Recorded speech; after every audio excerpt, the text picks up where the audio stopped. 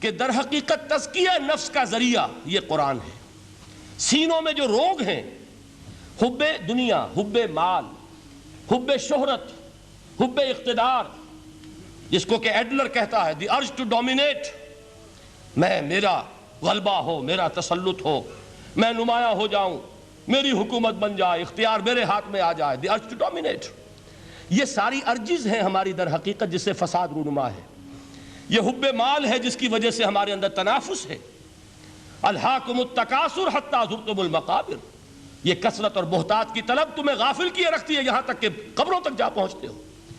آنکھ انسان کی کھل نہیں پاتی۔ جس کے پاس 10 نسلوں کے لیے کھانے کو موجود ہے، اس کی بھی حرص جو ہے اور مزید کا لالچ جو ہے وہ ختم نہیں ہوتا۔ یہ چیزیں ہیں اصل روگ۔ ان دلوں کے روگوں کا اور سینوں کے اندر کے ان امراض کا علاج قرآن ہے۔ یا ایھا الناس قد جاءتکم موعظۃ من ربکم وشفاء لما فی الصدور۔ اب جب یہ دو چیزیں ہو جائیں گی، اب تیسرا لفظ ہے ہدن۔ ہدایت بیکار ہے جب تک دل میں گداز نہ ہو، ہدایت بیکار ہے جب تک کہ نیت درست نہ ہو۔ کوئی شخص بڑا عالم ہے لیکن اپنے علم کو اس نے ذریعہ بنایا ہے دنیا کمانے کا، تو در حقیقت یہ قرآن اس کے حق میں ہدایت نہیں ہے، اس کے حق میں عذاب خدا بندی کا ذریعہ بن رہا ہے۔ حضور نے خود فرمایا القرآن حجت لک او علیک، یہ قرآن یا تمہارے حق میں حجت ہے یا تمہارے خلاف حجت بنے گا قرآن کے قیامت کے دن۔ اس لیے کہ ایک شخص اس کو دنیا کمانے کا ذریعہ بنا رہا ہے، ایک شخص اس کو شہرت کے حصول کا ذریعہ بنا رہا ہے، ایک شخص علم کو ذریعہ بنا رہا ہے دنیا میں نمایاں ہونے کا، اپنی تعریف کا۔ حضور نے فرمایا کہ قیامت کے دن سب سے پہلے 3 افراد کا معاملہ پیش ہوگا عدالت خداوندی میں۔ ایک وہ جو بڑا عالم سمجھا جاتا تھا، اس سے بڑا علم پھیلا۔ دوسرا وہ جو بہت صاحب ثروت تھا، اس نے بہت خیرات کے کاموں میں پیسہ لگایا۔ تیسرا وہ جو دنیا میں شہید سمجھا جاتا تھا کہ اللہ کی راہ میں جنگ کرتے ہوئے جان دے دی۔ اللہ ان تینوں سے جو اس کو نعمتیں دی تھی ان کا ذکر کر کے پوچھے گا کہ میں نے تمہیں یہ دیا، تمہیں یہ دیا، تمہیں یہ دیا، تم کیا کر کے لائے؟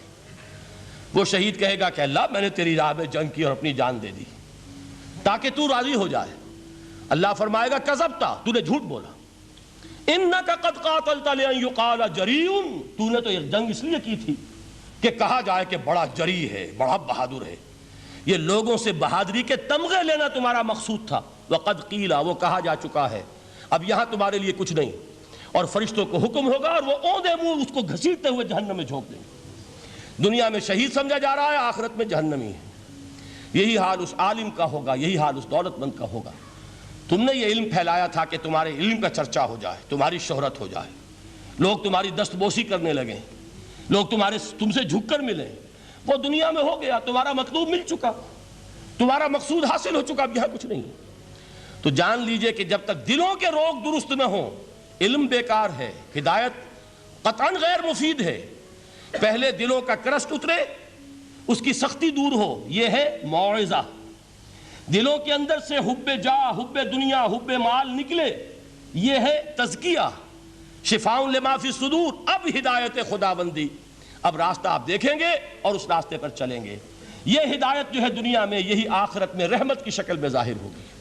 جنہوں نے اس قرآن کی ہدایت سے فائدہ اس دنیا میں اٹھایا، آخرت میں رحمت خداوندی کی بدلیاں ان پر سائے کریں گے۔ ایک حدیث میں تو باقاعدہ الفاظ آئے ہیں کہ سورہ بقرہ اور سورہ آل عمران یہ 2 بدلیوں کی صورت میں ظاہر ہوں گی میدان حشر میں، اور ان لوگوں پر سایہ کریں گی کہ جن کو ان سے بڑی محبت تھی۔